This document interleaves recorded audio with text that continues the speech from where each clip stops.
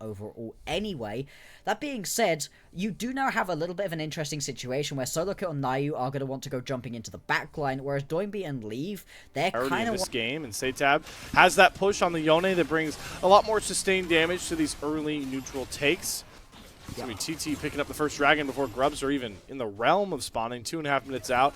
And you talked about the swaps as well.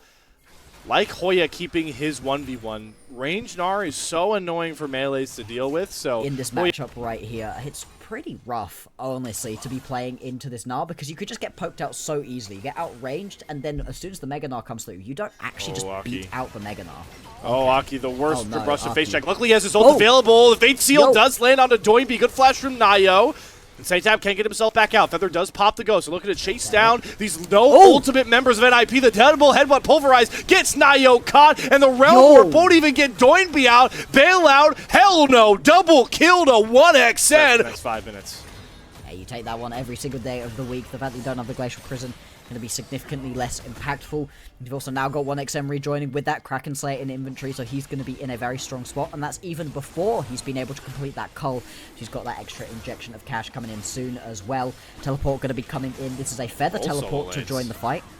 Yep, Feather and also Hoya, so they're here. Hoya, yeah.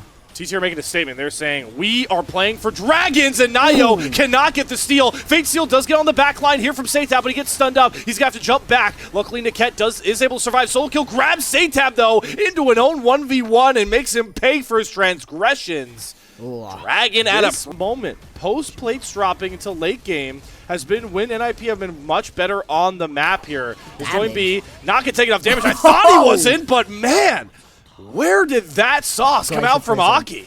Glacial Prison right there from Aki just pops through. People really do underestimate the amount of damage that a Sejuani can do early on. Those base damages are really, really high. And that's also going to result in this top lane tower falling and a huge amount of pressure on the top side of the map right as Rift Herald is up and available. 5 seconds until that one's on the board. They can head back to base, spend that gold, come back out, and feel very comfortable to potentially contest for this objective. Doesn't get any Heartsteel stacks, but picks up that kill. SoloKill, gonna solo out this turret to get down here for the second Drake. They TP'd in 2 members. Yeah. Maybe it was a weird timer. I thought they were late and the Mountain Drake could just get started, but NIP don't go for it, and now they can go for the classic Herald drop mid. Allows them to get the mid wave up, and now Herald should crash in. Satab just poking and prodding. Should get Shelly up to the turret, but I don't think it will.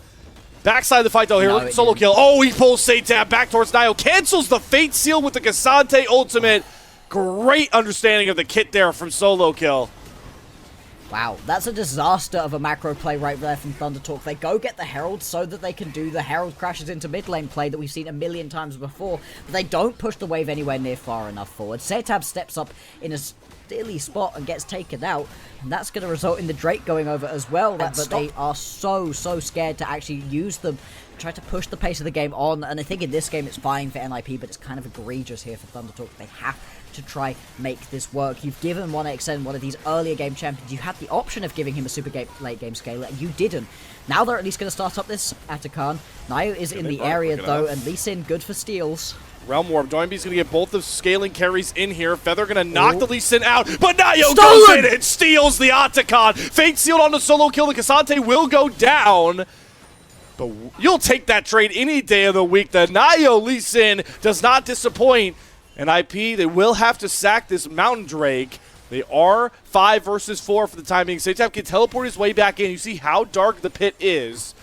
Just take your Octagon prize and leave. Soul Point is a problem for another day, Ninjas and Pyjamas.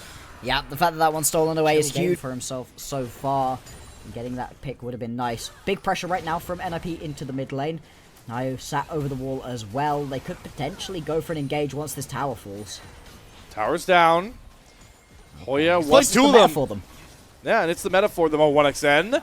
Realm Warp in. Doinby going to get the Rune Prism. Immediately cleanse back out. Nayo, though, flash kick. Serves up 1xN with a side of fries. One more kick should do it, but the Glacial Prison erupts it. Zolk has to flash out. Now pulls Satab into his team. Solo kills Cassante. Is just diffing all of Thunder Talk right now. Yeah, he's all over this game.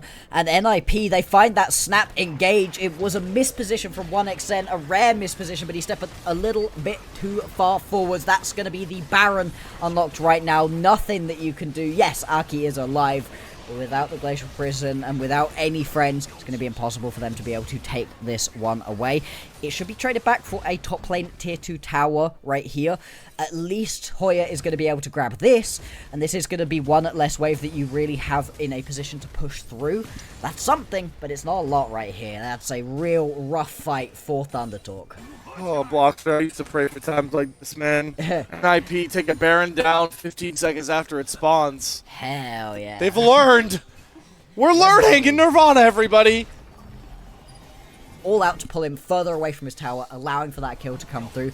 Really nice. Oh, pick on a Doinby, though. Where's the Fate Sealed? Mom comes down. You want why there's no Fate Sealed? Because Satan's off to the side. Damage. He's got a flank angle, but why flank? Your team is burning alive to leave. Who gets his first scorching, screaming, smolder execute kill?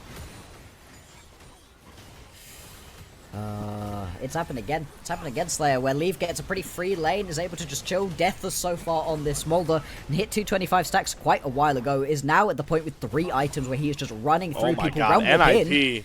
They're trying to speedrun this game. All right, it was a little bit of fake out. It's like, hey, it's just our tank Cassante, guys. What are you so scared of? Nothing to deal with. Gets them the inhibitor turret, though, and the inhibitor down next, so... man, it might have taken way too long, but this is the pace that I want to see against an IP, against weaker opponents. Absolutely. We highlighted Thunder Talk when we came into today by saying that they win against teams that are worse than them, and they lose against the better teams, and this is happening so far. Aki going to be the one jumped, relatively tanky on the Sejuani. Hostile takeover, going to hit Aki. I believe it was cleansed by Feather, but you know what matters most? It's just Leaves damage is preposterous by this point. It's a 3-item Infinity Edge up Dragon. And maybe we don't even need this Drake. NIP are just so content on fighting anytime they see an angle. Feather going to fall down as well. I think that was a reset. Oh my god, I forgot they have 3 teleports. All right, we're bringing solo kill back up and around to this one. Wow, 2 40-minute games, and NIP are pissed off about it. Probably pissed off they even had to get 3 games up against Thunder Talk, and now they're looking to settle the score pre-30 minutes. And with the damage out of Leave and the knockbacks out of this Cassante, solo kill leaving his mark on this series. And it might have taken way too many fights, way too many mistakes, but NIP at the end of the day will end the first round robin 4-1 right on the heels of EDG. That's a much, much quicker game right here.